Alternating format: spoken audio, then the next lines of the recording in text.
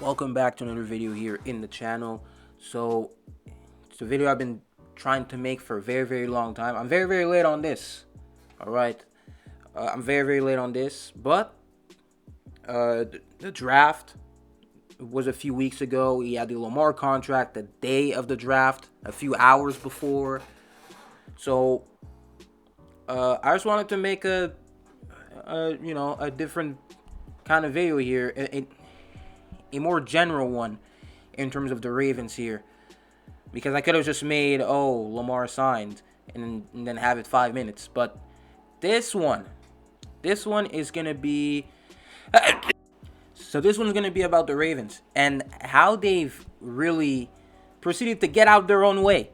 This entire offseason, it was all frustrations. Sorry.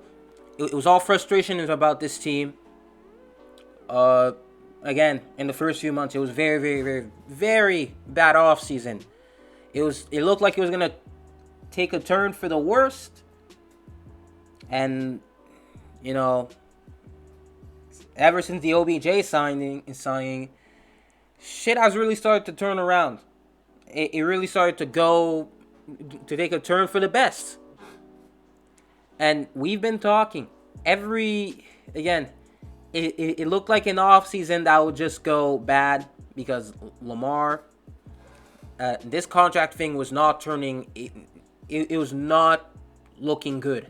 It was really not looking good. There was a lot of doubts. Early on in free agency, we weren't really doing anything to improve our team. I mean, we were bringing back guys like Justice Hill, and we signed guys like Nelson Aguilar. Oh God, that looked bad. That looked very bad, and then you had the OBJ signing, which we talked about before, in a separate video. But this video, again, all these years we were talking about how if the Ravens front office could stop getting out of their own way in terms of philosophy and the way they build the team, things could be amazing. Things could turn out extremely amazing. So, hey, and ever since that OBJ signing, man, it's really turned around, because the OBJ signing was something different. It was something we haven't seen before. Adding void years, we just knew there was gonna be something again. And then after that, the Lamar signing, which we're gonna talk about in a few. But if you look at how this team is built, you're actually excited, because there isn't much of a hole on this team like there used to be, especially at the wide receiver position. It's a position that the Ravens have often neglected in their 27-year history. Well, for most of it. Because Ozzy, he's been horrible at drafting. He's tried, he's been horrible.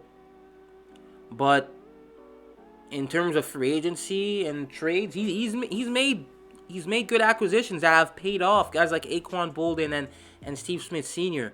EDC, so far in the Lamar era, it hasn't happened, at least yet. So this is the first year it happens. And with that, you wish it happened earlier. You definitely wish it happened earlier. Especially in that rookie contract, because that was when you were able to do all the moves you wanted. But instead, we really just decided to go defense. We really decided to stick with Greg Roman. Again, the problem is with all of this is that we're still gonna have to live with the aftermath of having to get Greg Roman and Steve Saunders because guys are injured and they're gonna be coming back from injury. It's gonna take time for them to actually get acclimated, actually get back into their game, of course. But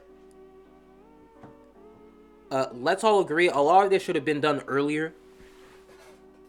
A lot of this should have been done way, way earlier than that. But you're happy they finally did that. You're happy they finally did that, honestly. With really investing. It's really the best weapons that Lamar has ever had in his career. I mean, except if you want to count the Pro Bowl, but that's a different thing. But again, you really did it. So, hats off to ADC. And again, I know some people, especially the Purple Patrol guys, people, they're gonna come in and say, "Oh, you were wrong." Well, good thing I was wrong. It's a good thing I was wrong. I did not want to be right about this team completely being at the bottom of the pit at some point. No fan that again, holding your team accountable is the best thing you could ever do as a fan, because it can lead to many things. For example, not going to their games, constantly criticizing them for their bad decisions. Because as a fan, you can praise a team for the good they do, but you cannot just let them get away with the bad things they do, because it gets detrimental with the team. So keep that in mind. And it applies to every sports team.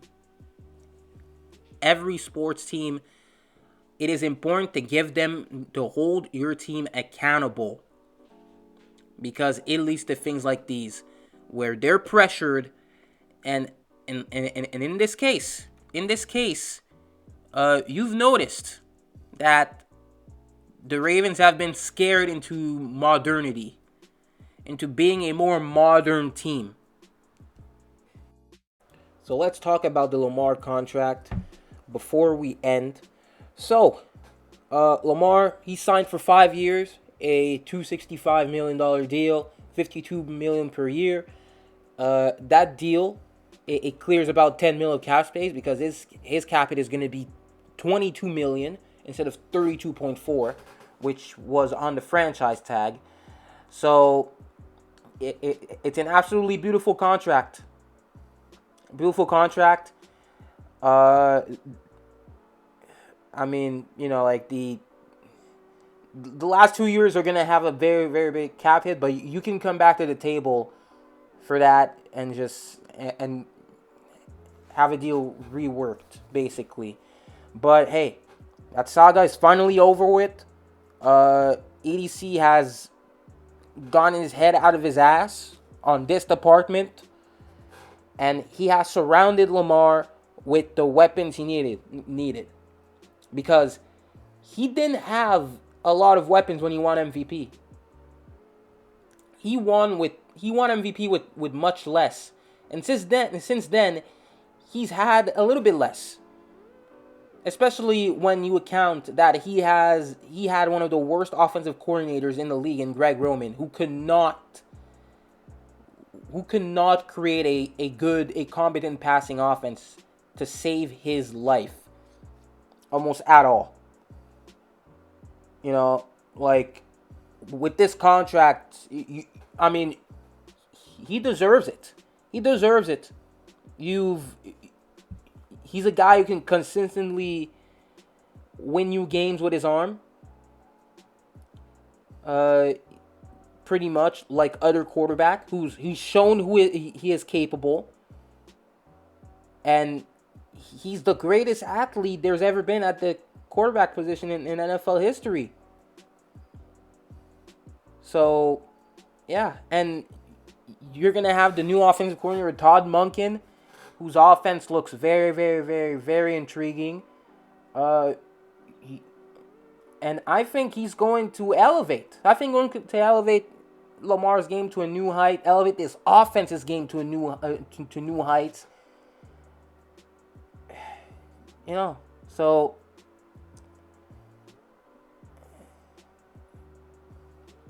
well, yeah, it's going to. Honestly, the decision to sign Lamar was the most important decision, of course, of of uh, of the Eric DaCosta era. But yeah, we've drafted Zay Flowers the same day. In the span of 3 weeks, we've signed OBJ, locked up our franchise quarterback, and drafted Zay Flowers in the first round, arguably the best receiver in the 2023 draft class. And and he's also a guy he's a speedy guy. He's a guy that's very fun to watch. But yeah, we've we really made it. It was a very emotional offseason. Very emotional, like it was predicted to be. You know, but we made it. Faith in the front office. It pays off. I mean, we've all hoped it happened. It just had to happen. We've seen indications that it might have not. With Lamar requesting a trade and all that stuff on all that bullshit we were doing in the first month, it looked bad. The month of March was a bad month in this offseason. It was kickstarting everything, but it was terrible overall as a month for Ravens flock. But we've turned things around in a span of 3 weeks. 3 weeks into April, and we look like this. And we might even add DeAndre Hopkins. He just got released today, by the time I'm recording. So, time is great. Time is great in Baltimore. And we're looking at a new shift, a new era of Ravens football. Something that isn't what we've seen in the past 27 years of history. And it wasn't a coincidence that the years we've actually decided to focus on the pass game and give our quarterback a receiver were the years we've competed the most, the years we've been the best, the years we've won Super Bowls. Joe Flacco was not good in the playoffs before he got Anquan Boldin. Since then, Joe Flacco has been lights out. And the difference is we've given Flacco Anquan Boldin during Flacco's rookie contract. I wish we did the same with Lamar's, but we're here. We did that in the first year of his first contract, and we're ready to rumble, man. And if we get DeAndre Hopkins, it might be wraps. It might be wraps. But yeah, man. I hope you guys enjoyed. Tell me what you think down below. And see you guys in the next one. And subscribe if you're new, because I'm gonna have a lot more of those coming in. Hopefully, I'm gonna try and see what I can talk about extensively. But yeah. Otherwise, I'm going to have the most Ravens content during the season, basically. But yeah, see you guys in the next one.